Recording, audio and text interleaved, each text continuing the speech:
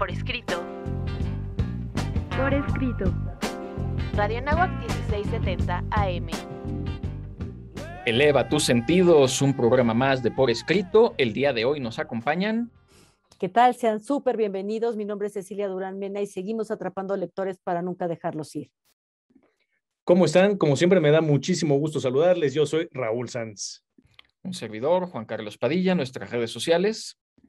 Por supuesto, como siempre, los invitamos a que nos sigan a través de todas nuestras redes sociales. Estamos en Facebook, Revista Por Escrito, Twitter, @Por Escrito, Instagram, @Revista Por Escrito. Escúchenos en Spotify, síganos en todos los canales que tenemos en YouTube, en nuestra plataforma. Y las dos invitaciones de siempre, escúchenos a través del 1670 de AM Radio Anáhuac. Y todos los miércoles salimos con una nueva emisión a través de Código Libre. Síganos, por favor.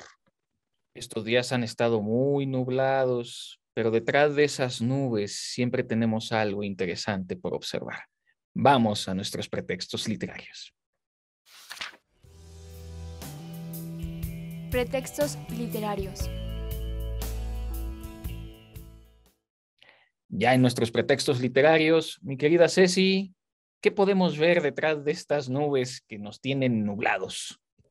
Vamos a ver un pretexto maravilloso que tanto artistas, no solamente gente que se dedica a la literatura, sino también pintores, han ocupado esto como una fuente de inspiración. Estoy hablando del firmamento. Y es que yo creo que dentro de todo el reino animal, pocos son los que podemos elevar la mirada al cielo y definitivamente los seres humanos somos los que somos capaces de reflexionar qué es lo que hay más arriba de nosotros. Hay animales que ni siquiera tienen los músculos para poder elevar la mirada, pero cuando el hombre eleva la mirada, estamos entrando a otro nivel y ese otro nivel, y es el firmamento, esa inspiración que nos causa, ese va a ser nuestro tema el día de hoy, el cielo, el firmamento. El cerdo justamente es uno de esos animales que no puede voltear hacia arriba, ahorita que lo comentaba Ceci, pero habemos algunos seres que hemos tenido el privilegio de poder encontrarnos en el aire, ¿sí? Yo, un servidor, soy piloto, vamos a decirlo así, de bajo vuelo, pero afortunadamente tengo el privilegio, el gusto y el orgullo de decir que mi padre fue piloto durante muchísimos años, toda su vida profesional, desde muy joven. Pues estuvo precisamente en los aires y eso me llena de mucha emoción. Tuve oportunidad de volar con él, de verlo fungir como un gran profesionista, y los que hemos tenido justamente esa oportunidad, porque también mi hermana es piloto, mi cuñado es piloto, les digo, yo también estudié la aviación. Y esa sensación, como dice Ceci, de estar en el aire, de voltear hacia arriba, es un pretexto extraordinario porque cambia completamente el panorama. No es lo mismo voltear de aquí hacia arriba que de arriba hacia abajo, pero sobre todo cuando tú tienes el control hasta cierto punto, ¿sí? Si muchos factores lo permiten, tú vas en tu aparatito, ¿no? ¿Y cuántos no hemos soñado alguna vez con volar? ¿Cuántas veces no hemos visto, leído en la literatura la gente que desea volar? ¿Cuántas veces no lo hemos visto en películas, el famoso sueño de volar? Entonces, el cielo, y vamos a ir más allá el día de hoy, iremos el firmamento también, el espacio, todo lo que hay más allá, los astros, la representación, la simbología. Bueno, es un pretexto gigantesco y muy apasionante el que tenemos el día de hoy. Muchos compartirán conmigo, los sueños recurrentes agradables tienen que ver con la sensación de volar. Cuando yo nací no había drones, pero pues, todos quisiéramos ser drones y poder grabar con la mirada todo lo que se puede ver en el panorama. Y esto me recuerda a personajes emblemáticos de la literatura. Estoy pensando en Ícaro, ese sueño de volar, los hermanos Wright, y también, a diferencia de Raúl, que puede estar muy a gusto en las alturas, yo soy de los que prefiere permanecer en la Tierra. Si un día tenemos que migrar a Marte o veto a saber a dónde, yo me quedo aquí. A mí me impone mucho la altura, sufro un poquito los viajes, entendiendo la sensación, pero me da un poco el vértigo. A mí me gusta también remitirme, recordará Raúl en el Silmarillion, cuando solo leí las estrellas, y es que muchas civilizaciones son así. Estoy leyendo poesía china y los chinos voltean al cielo y solo describen lo hermoso que es contemplar las estrellas. Estoy recordando a Timón y Pumba y aquellas estrellas de gas quemándose a millones y millones de kilómetros de aquí. Yo creo que también hay una ambición del firmamento. Cuando el ser humano eleva la mirada, tiene pues varias ambiciones. Una como la de Raúl, que siempre me encanta escucharlo hablar de cuando está volando, es esa ambición de estar habitando este espacio que realmente no es nuestro. Estamos conquistando algo que se logró gracias a la inteligencia del hombre, gracias al valor, gracias a que volteamos hacia arriba, pero esta ambición también de contenerlo, porque es algo muy chistoso. Cuando Raúl nos contaba de lo que significa volar, cuando estás ahí arriba, todavía ves que hay algo más arriba. Y entonces eso es algo como alucinante, porque estamos entrando como en una caja de espejos en donde sentimos que ya llegamos a lo más alto, pero arriba de lo más alto todavía hay algo más alto. Y esa ambición se desintegra con esta vastedad, y quisiéramos tener la capacidad de poder con palabras o con imágenes de transmitir esa gran ambición del ser humano, y eso es maravilloso, y creo que por eso ha sido un gran pretexto literario. Surgen varias ideas escuchándolos. Una de ellas, ¿qué razón tenía Pumba? ¿Quién lo iba a decir, verdad? Cuando llegamos a esa parte del Rey León y pues lo pelucean un poco al pobre Pumba, pero ¿qué razón tenía? Me causa gracia que Juan Carlos lo haya mencionado, porque yo hoy en la mañana que le echaba un ojito al guión, pensé en Pumba justamente. Entonces, por eso me dio mucha risa. Y por el otro lado, ya lo que nos expresa Ceci y en experiencia propia, efectivamente, estás arriba volando, pero sabes que todavía hay mucho más hacia arriba, hay un infinito. Esa es la realidad, hay un infinito, y eso es lo que me gusta precisamente, que también encontramos en la literatura, que podemos hablar de los astros, que podemos hablar de la religión, ¿no?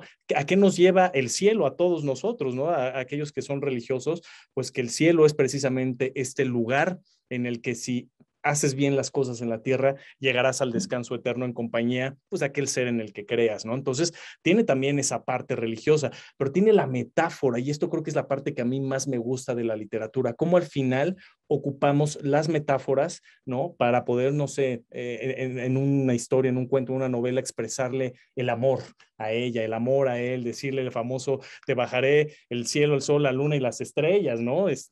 O tienes dos soles, refiriéndose a los ojos. Vaya, hay tantas cosas metafóricamente para romantizar en la novela que no acabaríamos el día de hoy. Me hiciste recordar a la Bartola, pero mejor no le regala nada, porque si no. Pero bueno, a ver, hablando de metáfora y hablando de amor, mitología griega. La tercera generación de dioses, los dioses del Olimpo, bueno, más bien antes, en la segunda generación, Cronos, el tiempo, castra a Urano. Urano es el cielo. Es lógico que en Gea, en la tierra, es donde permanece el ser humano, y lo que está arriba, más que el mar, que puede ser inmenso, es lo que está encima de nuestras cabezas. Que el tiempo castre al cielo quiere decir que hay seres que están por encima incluso de eso. Serán precisamente los dioses, porque están por encima del tiempo. Y hablando del amor, la belleza de Afrodita, ¿cómo surge? Hablando de metáfora, cuando es arrojado el miembro de Urano, el cielo, a la inmensidad del mar, surge de la espuma la belleza, que es celestial, que es amplia como el mar y que viene del tiempo, porque la eterna juventud es la gran metáfora de la mitología griega. En los 2 minutitos que nos quedan, ¿algún último apunte? Yo nada más quiero decir, vean nada más cómo vamos de la gran literatura que es la Borola, la Bartola, Pumba, hasta lo más cotidiano que son los dioses griegos. Es que verdaderamente todo cabe en el firmamento. Efectivamente, pues ven, aquí tocamos todos los puntos. Rápido apunte también, me parece muy pertinente la comparación que acaba de hacer ahorita Juan Carlos entre el cielo y el mar. Curiosamente, aquellos que hemos estado en el aire, en un avión, sabemos que para poder volar un avión tienes que tener todas las bases de la navegación. Es fundamental. Entonces me parece muy pertinente el apunte. Y además la perspectiva. se llama horizonte. En dibujo, entiendo, la perspectiva hacia el horizonte. En fotografía nos enseñan también a trazar un horizonte para poder tener una perspectiva a partir de la cual hacerlo. Y ahorita me hiciste pensar, desde el espacio, los uruguayos dibujan el mapa al revés. Ellos se ponen como al norte, digamos, pero pues, en el espacio no hay puntos de referencia. Y eso también es una referencia. Muy uruguayos, que son como los argentinos también ahí, a lo mejor no digo nada, vamos así, ya se nos acabó el tiempo, vamos a nuestra siguiente sección. Autor desconocido. En esta sección de lo desconocido te voy a hacer una pregunta. ¿Tú sabes quién le pone nombre al cielo? Fíjense que en la antigüedad solo el sol, la luna y algunas estrellas y los planetas más visibles fueron los que recibieron nombre. Sin embargo, en los últimos siglos, el número de objetos astronómicos identificados se ha elevado de algunos centenares a más de 1,000 millones y cada año se descubren más. Por eso los astrónomos necesitan una manera sistemática de asignar nombres a cada uno de estos cuerpos celestes para identificarlos con claridad y al mismo tiempo, cuando esto reviste algún interés especial, dar nombres propios a los objetos y a sus características más relevantes. Vamos, históricamente, el cielo fue dividido arbitrariamente. ¿Cómo se hizo? Pues estas son constelaciones, de acuerdo a dibujos que percibían sus antiguos observadores al mirar el cielo, que veían estas figuras que se formaban en el cielo por posibles estrellas, unidas por líneas imaginarias. Al principio solo estaban definidas por estas líneas y el número de las constelaciones y sus nombres variaban de un mapa estelar al otro. Aunque las constelaciones carecen de significado científico, proporcionan una referencia muy útil para situar un punto en el cielo. Miren, en 1930 los límites de las constelaciones fueron fijados por Eugene Joseph Delport y adaptados por la Universidad Astronómica Internacional, por lo que ahora cualquier punto de la esfera celeste pertenece a una constelación. Y es que la Unión Astronómica Internacional es el principal organismo reconocido por la comunidad internacional de astrónomos e incluso por otros científicos como la autoridad para dar nombres a los objetos astronómicos. En respuesta a la necesidad de nombres claros, ha creado una serie de sistemas de nomenclaturas sistemáticas dependiendo del tipo de objetos al que se refieran. Por eso las estrellas, la mayoría de las galaxias, pues la verdad es que no tienen nombres. Hay pocas excepciones como la galaxia de Andrómeda, la galaxia de Whirlpool y otras tantas, pero la mayoría simplemente tienen un número de catálogo. En el siglo XIX, la naturaleza exacta de las galaxias aún no se entendía muy bien y los primeros catálogos, como el catálogo de Messier, simplemente agrupaban juntos ciertos cúmulos abiertos, cúmulos globulares, nebulosas y galaxias, un total de 110, nada más 110. La galaxia de Andrómeda es el objeto de Messier 31 o M31. La galaxia de Whirlpool es M51. Y el nuevo catálogo general, que está en inglés, era mucho más grande y contenía ya cerca de 8,000 objetos. Los planetas más brillantes en el cielo han sido nombrados desde la antigüedad, eso sí, y los nombres científicos fueron tomados de los nombres dados por los romanos, por ejemplo, pues Mercurio, Venus, Marte, Júpiter y Saturno. Nuestro propio planeta, normalmente llamado Tierra, o el equivalente en la lengua que se habla, por ejemplo, dos astrónomos de habla francesa lo llamarían la Terre. Sin embargo, solo recientemente en la historia humana ha sido considerado como un planeta. La Tierra, cuando es considerada como un planeta, a veces es llamada por su nombre latino, que es Terra. Al menos 2 cuerpos fueron descubiertos más tarde y después fueron llamados planetas. Y entonces Urano, que fue descubierto por William Herschel en 1781, y Neptuno, que fue descubierto por Johann Gottfried Galle en 1846. Y fíjense qué chistoso, estos en realidad fueron descubiertos porque se hicieron predicciones. Entonces, ellos mismos dicen que en realidad el descubrimiento de estos planetas fueron actos de fe, porque fueron cálculos matemáticos que después se confirmarían con telescopios muy potentes. Bueno, pues a todos los planetas se les dieron estos nombres de mitos griegos o romanos para que coincidieran con los nombres de los antiguos planetas. Entonces, siguiendo este esquema, a varios cuerpos hipotéticos se les dieron nombres. Vulcan a un planeta dentro de la órbita de Mercurio. Phaethon a un planeta entre Marte y Júpiter, que fue el precursor de los asteroides. Temis a una luna de Saturno. Perséfone y varios otros nombres más a objetos transneptunianos, es decir, a todos aquellos objetos que nos podemos encontrar después de Neptuno. Unos 70 años después del descubrimiento de Plutón, este planeta que ya me lo redujeron a no planeta y que ahora dicen que es un planeta enano y que es planeta, como rayos, ¿no? Comenzaron a ser descubiertos y gran número de estos objetos transplunetianos han seguido esta clasificación según los objetos del centurión de Kepler, que se convirtió en el dudoso de Plutón. En fin, su masa es ahora conocida, pero sigue siendo mucho más pequeño de lo que se pensaba. Y con el descubrimiento de Eris, es simplemente el segundo objeto transneptuniano conocido más grande. En 2006, Plutón fue reclasificado a una clase diferente por cuerpos astronómicos conocidos como, les digo, planetas enanos. En fin, creo que todo esto es parte de la arbitrariedad que tenemos los seres humanos cuando volteamos a ver el firmamento y le queremos dar nombre a aquello que en realidad no sabemos cómo denominar. Conversaciones.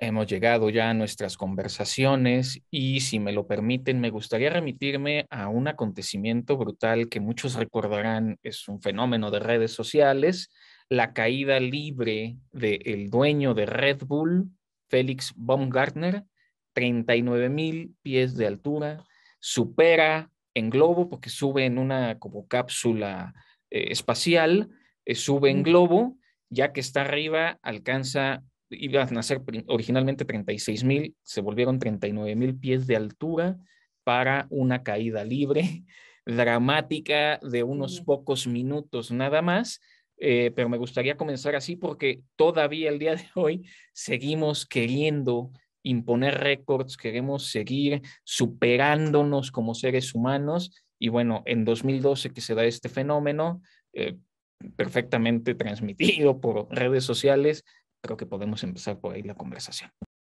Qué vértigo, Juan Carlos. Qué vértigo, verdaderamente. Yo iba a hablar de el 5 semanas en globo de Julio Verne y verdaderamente me pongo a pensar en el vértigo que puede sentir una persona que se va subiendo en esa canastita con un globo, fuego ahí, en fin, la combustión, todo esto. Y es que, bueno, el gran Julio Verne se dedicó como a explorar todas las posibilidades de aventura que podía tener la fantasía humana. Y creo que volar siempre, como ya bien ustedes habían dicho, volar siempre ha sido una de las grandes fantasías del ser humano. El gran Leonardo hizo muchos dibujos tratando de poner alas y artefactos, etcétera. Y creo que 5 semanas en globo de Julio Verne es una gran fantasía, es una gran novela en donde podemos ver pues estas aspiraciones de tocar el firmamento. Seguramente a todos nos ha pasado que alguna vez alguien nos ha preguntado ¿qué animal te gustaría ser? Y yo infinidad de veces he escuchado un águila, un halcón, un animal que pueda volar precisamente por esto que dice Ceci, ¿no? Estas ganas de poder volar y no con un artefacto como un avión, sino tú con esa libertad, tener la anatomía, pero bueno, eso no lo tendremos. Sin embargo, increíble, yo le decía a Juan Carlos ahorita fuera de micrófonos que yo no conocía esa anécdota de Red Bull, aunque al parecer es sumamente famoso, yo no lo conocía. Y aquí producción nos ayuda diciendo, escribiendo que la caída duró 4 minutos. Imagínate estar cayendo 4 minutos. Increíble esto que escuchamos. Pero qué bueno que ya pasando a términos de literatura, rápidamente en historia, ahorita esta de 5 semanas en globo, el globo ha sido una fascinación a lo largo de la historia. México no es la excepción. México tuvo a un gran personaje, un telegrafista, un empresario telegrafista muy famoso, Cantoya y Rico. Él fue el encargado de traer los globos precisamente aquí a México y se volvió todo un fenómeno ahí en el Zócalo o en diversas partes de la capital, el poder ver un globo que tuvo primero dos globos aerostáticos, uno se llamaba el Moctezuma I, luego tuvo el Moctezuma II y finalmente tuvo Vulcano. Y él tenía una redondilla ahí que decía que el Moctezuma I y el Moctezuma II los vulneró Vulcano, ¿no? Entonces, teniendo un poquito esta referencia histórica que a mí me gusta mucho, otro de los grandes libros en los que involucra precisamente el globo, y es de mis favoritos y es un clasicazo, es El Mago de Oz, de Frank L. Baum, ¿no? Que curiosamente, cómo finalmente le promete el mago, fantoche, hay que decirlo así, a Dorothy, que iban a salir se me fue, yo iba a decir zona Esmeralda por culpa de Juan Carlos, que siempre me está haciendo burla de que vivo en zona Esmeralda, ¿no? De Ciudad Esmeralda, ya iba a decir zona Esmeralda, imagínense. Pero bueno, regresando a esto, de esa es la manera en que iban a salir en un globo después de que descubrieron que era todo un fraude, ¿no? Ya sabemos que se va el mago por ahí, Dorothy no puede escapar, pero es otra referencia importante en los libros de globos que están involucrados en esto de volar. Bien, a mí me gustaría meter ahorita un poquito de ruido. A ver, mencionaba al inicio del programa, Ceci, del firmamento, y hay algo más arriba, y hay algo más arriba, y hay algo más arriba, y hay algo que solo está en la imaginación.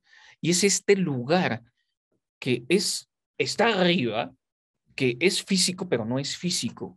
Y estoy hablando de el cielo como concepto religioso, el Apsu para los babilonios, el Olimpo para los griegos.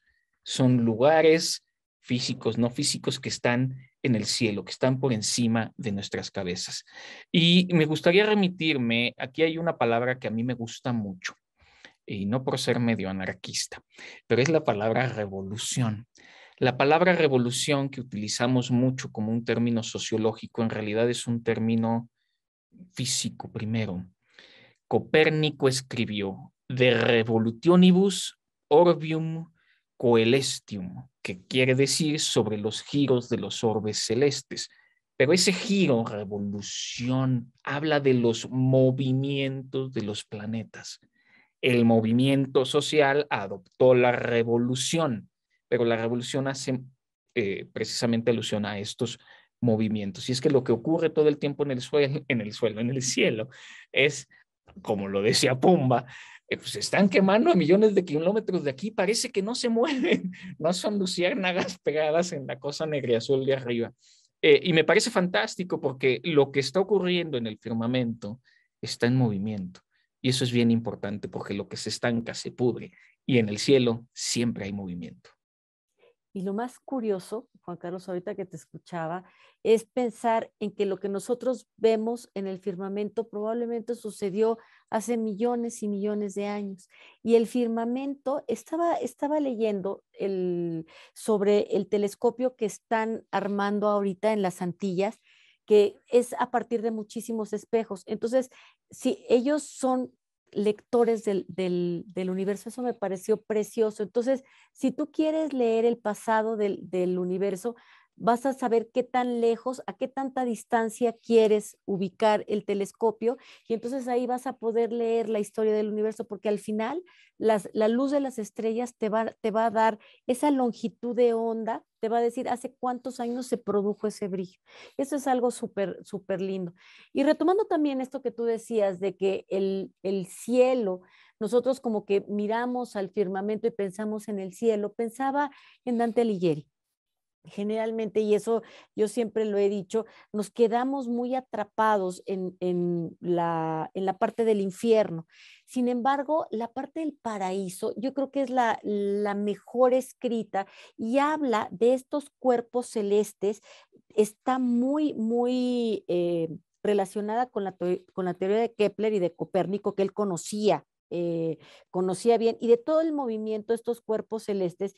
Y mientras más va llegando al círculo más alto, a la esfera más alta del paraíso, la luz va difuminando cada vez más y te vas haciendo más transparente porque te vas integrando cada vez más al paraíso, que es en donde Dante nos propone que vive Dios. Entonces, vale la pena leer El Paraíso, es bellísimo. Fíjense, hemos ido hablando de muchos temas que tienen que ver con el firmamento, ¿no? Metáfora, religión, en este caso Dante, las explicaciones que ya nos daba Juan Carlos hace rato, hemos hablado de Pumba, otra vez con lo mismo, ¿no? Hemos hablado de los globos, pero otro gran pretexto que tiene que ver con el firmamento y que ahora sí, vámonos yendo al espacio, es la ciencia ficción. Dos grandes autores, uno particularmente muy adelantado, hay que nombrarlo, Julio Verne, por supuesto, sumamente adelantado a todo lo que nos vamos a encontrar más adelante, tanto en la realidad como en la literatura. Otro que a mí me gusta mucho, Ray Bradbury, por supuesto. Y de Ray Bradbury quisiera empezar a hacer algunas connotaciones contemporáneas de la literatura, de algunas obras. Me parece algo muy reciente, seguramente la ubicarán por la película The Martian, ¿no? Dirigida por Ridley Scott. Muy, muy buena película. Aquí lo interesante es que está basada en el libro de Andy Weir. Andy Weir se autopublicó en el año 2011, sin imaginarse que creo que en 2014, si no mal recuerdo, le iban a comprar sus derechos de publicación, le iban a comprar los derechos cinematográficos y justamente esta película que tuvo hasta premios Oscar, hay que decirlo, todo surgió de una autopublicación y esto es algo muy interesante y la película es muy buena si no la han visto, ¿no? Otra, si nos vamos un poquito hacia atrás, hay un maestro que todos conocemos, Stanley Kubrick, y aquí podemos platicar de Odisea en el espacio, 2001, ¿no? Bueno, el nombre correcto es 2001, una odisea del espacio, ¿no? Así es como se llama correctamente. Lo que poca gente sabe es que está basada esta película, que es un clasicazo, que es muy extraña, que no todo el mundo le gusta, que no es fácil de digerir, pero es un clásico, es que el autor del libro es Arthur C. Clarke. Y esta película se desarrolla en paralelo mientras el autor iba escribiendo el libro, ¿no? De cómo es esta odisea de una supercomputadora, HAL 900, si la recuerdan, que guía a un equipo de 3 astronautas en un viaje para descubrir el origen de la humanidad. Eso es muy interesante. Y finalmente hacer la última referencia que tiene que ver con el espacio, algo que todos tenemos muy cercano por Alfonso Cuarón, que es mexicano, es la película de Gravity, con la cual gana el Oscar a mejor director, ¿no? Lo que también no sabe mucha gente es que en la actualidad se acaba de descubrir que hay una demanda por parte de una autora que se llama Tess Gerritsen y está demandando justamente que Alfonso Cuarón no escribió el guión, que está basado en su libro, en un libro que ella escribió y ya está demostrando justamente esta situación. Entonces, ahí hay algo muy interesante, un libro que al parecer fue plagiado, si no por Cuarón, por lo menos por la casa productora. Wow. Vamos a bajarnos un poquito del espacio a ese aire, a esa zona que domina bien Raúl cuando va piloteando aviones. Quiero hacer referencia a Saint-Exupéry. Saint-Exupéry es un piloto escritor. Lo que me gusta es que no se dedica específicamente a hablar de quizá el firmamento como tal, tiene muchísimas reflexiones. Como buen piloto, fue uno de los primeros que hizo vuelos nocturnos con la importancia que tenía llevar los mensajes, las cartas de un lugar a otro. El aviador, escrito en 1926. Correo del Sur, escrito en 1929. Vuelo de noche, que le he recomendado muchísimo a Raúl, donde describe esta paz que él sentía de ver ahora no hacia arriba, hacia las estrellas, sino hacia las luces que había abajo, escrito en 1931, Tierra de Hombres, 1939, que fue de alguna manera un preámbulo a lo que le iba a él ocurrir, Piloto de Guerra, de 1942. No son quizá las mejores obras de Exupéry, pero son las que específicamente hablan de este pilotaje. Cambiando, bueno, él va a desaparecer en 1944, desaparece el avión, sus restos son hallados en 2004, si mi memoria no me falla. Y para hablar de otro de mis grandes autores, Tolkien, uno de sus hijos en un viaje a la playa pierde un perro de juguete y entonces escribe, cuando ya había publicado El Hobbit, faltaba El Señor de los Anillos, escribe un libro que se llama Roverandom, de un perro que es mascota de un mago, que tiene que ir al espacio a encontrar cosas que le pide el mago y cuando no las encuentra en el espacio se tiene que ir a las profundidades del mar. No se pueden perder, de Tolkien, Roberano. Y claro, el firmamento, el cielo, ha servido también de mucha inspiración para los poetas. Durante el siglo XVII y sobre todo en el barroco, las estrellas sirvieron de mucha inspiración. Sirvieron, por ejemplo, para poetas como Francisco de Quevedo, como para Santibáñez y Ceballos, como para, bueno, la propia Sor Juana tiene todo, o sea, tiene una serie de poemas dedicados al cielo, porque el cielo tiene siempre esta referencia, ya sea a los soles y también los mitos. Cerca de Madrid hay una virgen que se llama Sonsoles y la gente dice Sonsoles y sobre todo en México Sonsoles así como sonsos, ¿no? No, es que los ojos de la virgen son tan brillantes que parecen soles, entonces son soles. Y bueno, Quevedo hace toda una serie de poemas alrededor de esta Virgen que está en las provincias de Madrid y que tienen que ver mucho con estos cuerpos celestes, en fin, con todo aquello que no entendemos.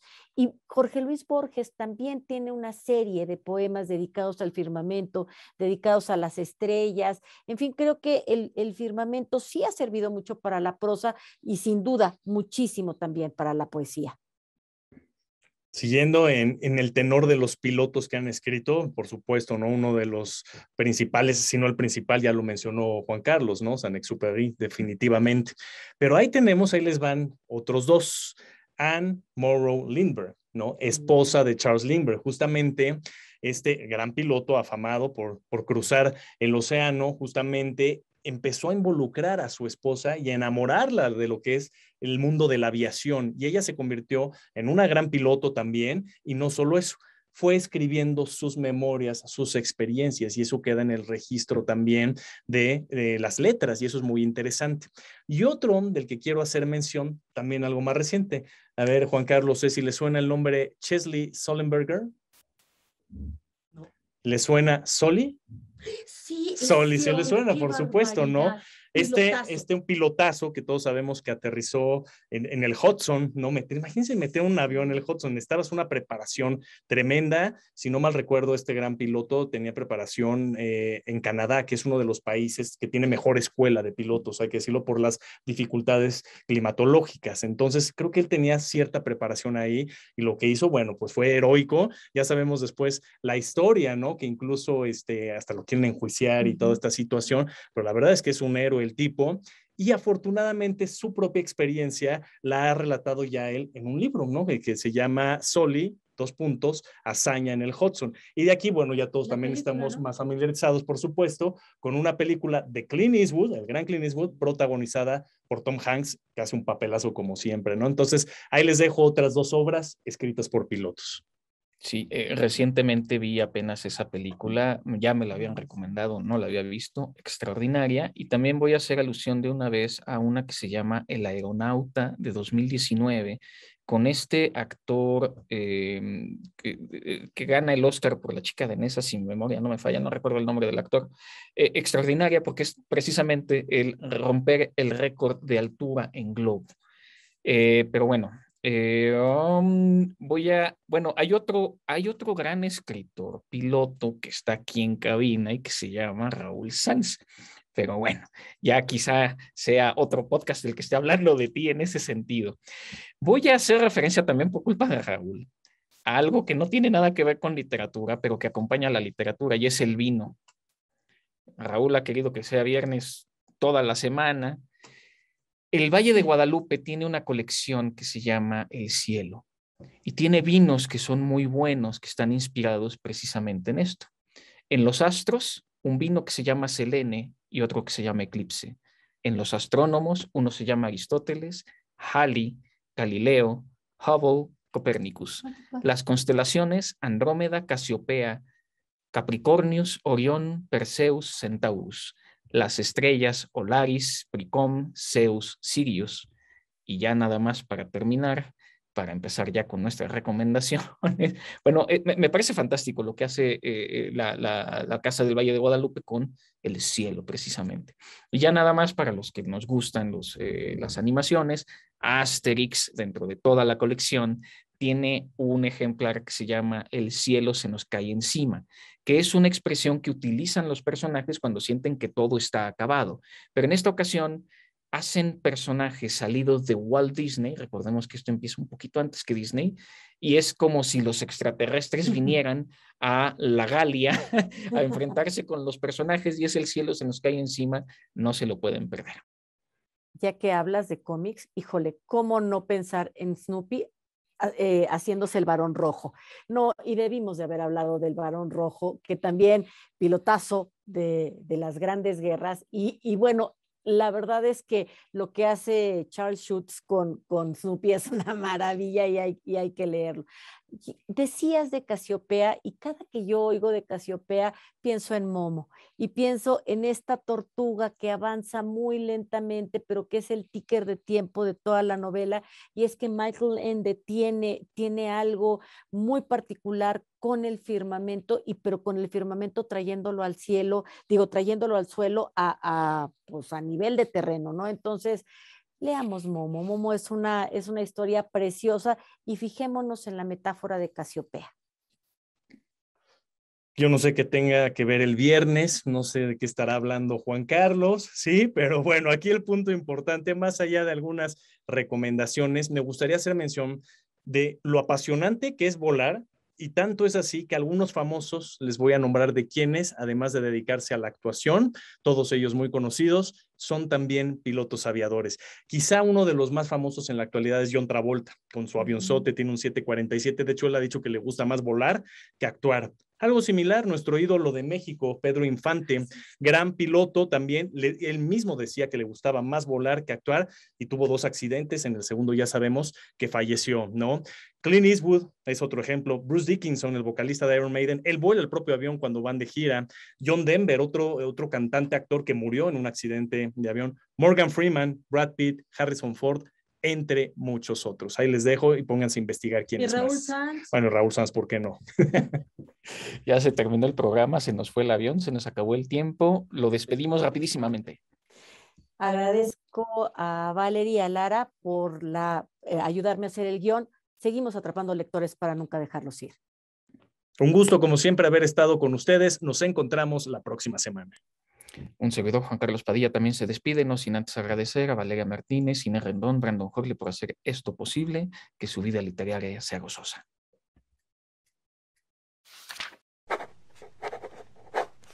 Ultimátum. El sabio es quien quiere asomar su cabeza al cielo, y el loco es quien quiere meter el cielo en su cabeza. Gilbert Keith Chesterton.